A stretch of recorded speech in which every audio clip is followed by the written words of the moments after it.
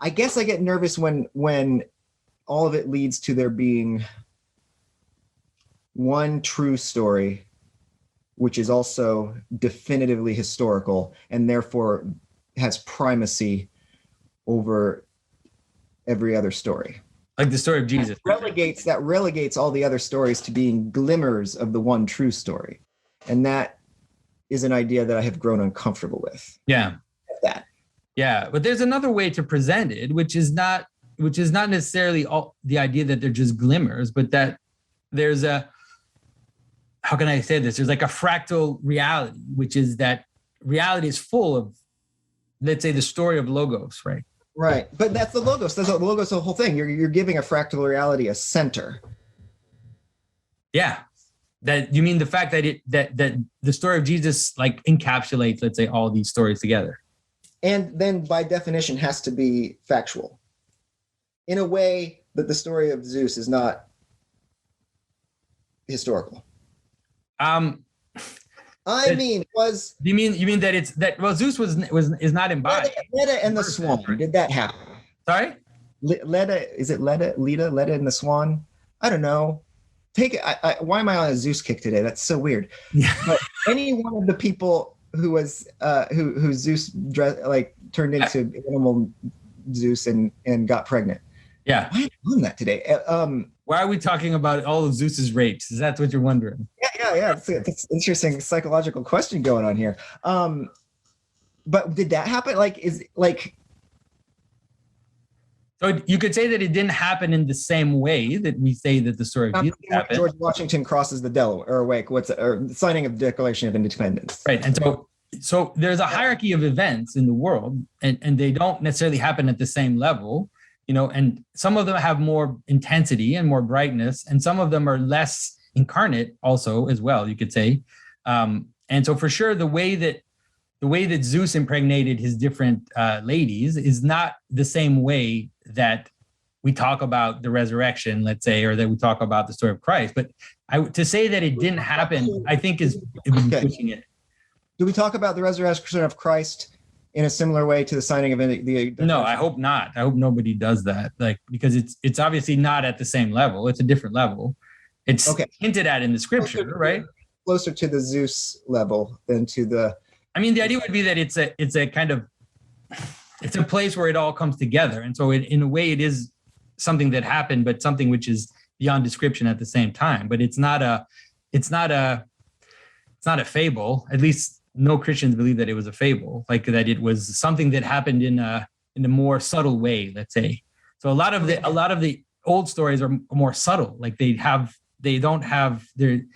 seem to be happening at the psychic level, or seem to be happening at a psychic level of the version of a community, like something like that. Like, how you have ideas and imaginations. And so let's say a community can have that as well. And so a lot of these stories seem to happen at that level.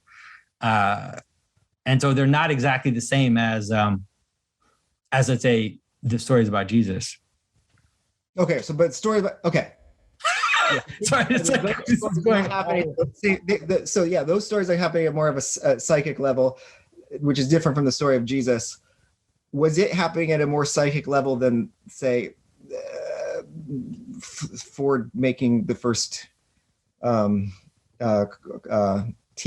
T? I don't know. Yeah, you're trying to find something that is historical. We seem to be on a. There seems to be like a what do you call it? A continuum of some kind.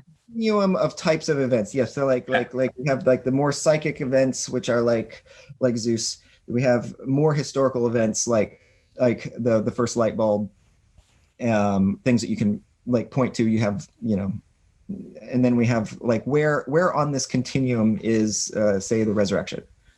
The resurrection is very singular, because it's presented as both an event which obviously happened in a way that people could recognize it as happening, like it's happening in the world, but it also points, it's difficult to contain because the disciples don't recognize Jesus. They don't recognize him, and then they do when he reveals himself. And so it's very mysterious. I think it's made to be mysterious it's made to be mysterious on purpose, so that you don't think that it's as mundane as, you know, you cutting your fingernails, but that it's also not something which is imaginary or a fable, but that it somehow is a place where all of this kind of comes together. And that's why it's got primacy, and we can toss out Zeus, but not that. We don't have to toss out Zeus. Like, I mean, we don't worship Zeus, but people remember the story of Zeus, right? About things that bring communities together. It does not have to be Athena. Yeah, well, the stories of the Greek gods ended up participating in the margins of Christian civilization. Like, they were remembered, and they were remembered and copied and celebrated as lower on the hierarchy of things, let's say, to remember. But they weren't forgotten. Like, there were statues of the Greek heroes in Constantinople, of the Roman heroes and Greek heroes in Constantinople. Like, they were, you know, they were just part of society. But then the Norse myths are alive and well now, with Thor being in the Marvel universe. Yeah, like literal Thor. So it's like, so I get like, but that's more of the evolution of story. Like, that's an organic, I don't know, like stories in time, growing, changing, being adopted by different people for different reasons and different ways.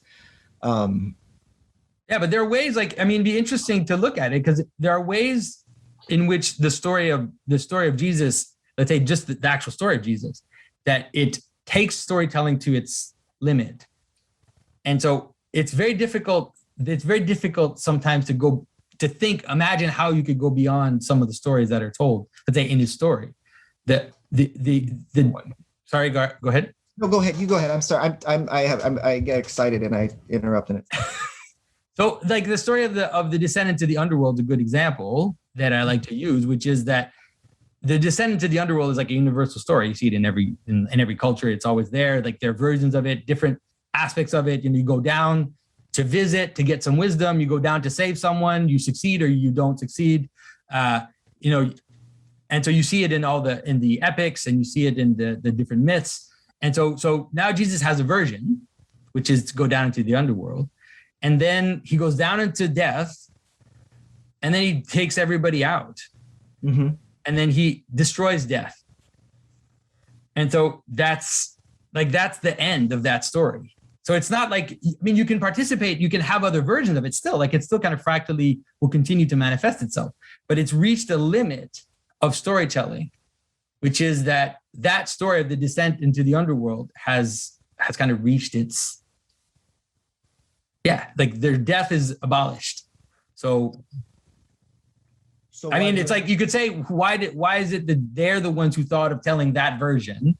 Like, I mean, you could kind of find, but if that's the one true, best, ultimate version of that story, the fullness of the underworld story, as me sitting here, I have two questions.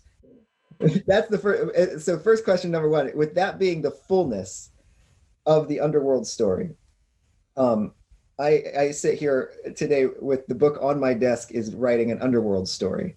Yeah. That I feel that marginalizes my underworld story a little bit. But I feel like, why would I? The best has already been done. All I can do is be a glimmer or a fractal reflection of that story. Right, but that's not, like, the idea of being a fractal reflection of the ultimate story is something that's always what we've been doing. It's not like it's not like this was always what's been going on. Like, it's always been a fractal reflection of some story which we recognize, and then we're kind of participating in, and we're showing different sides of, and then everybody can kind of see that this is connecting us to something which we can't totally describe, or that stirs us in a way that we can't completely exhaust. But that continues to be true because the point, let's say, where that story comes together has happened. It doesn't mean that there isn't this, like, joy of participating in it. I don't know. I mean, it doesn't affect me. Like, I would still tell an underworld story, because Dante still told an underworld story, and it was one of the best underworld stories to ever happen. But it didn't reach the limit, let's say, of the story of Christ. Like, it actually participates in it, because even in Dante's story, you get this sense of how all of this is been transformed by that event, and how it's also even more interesting hints about how, anyways, I won't go into that, but yeah, sorry. Okay.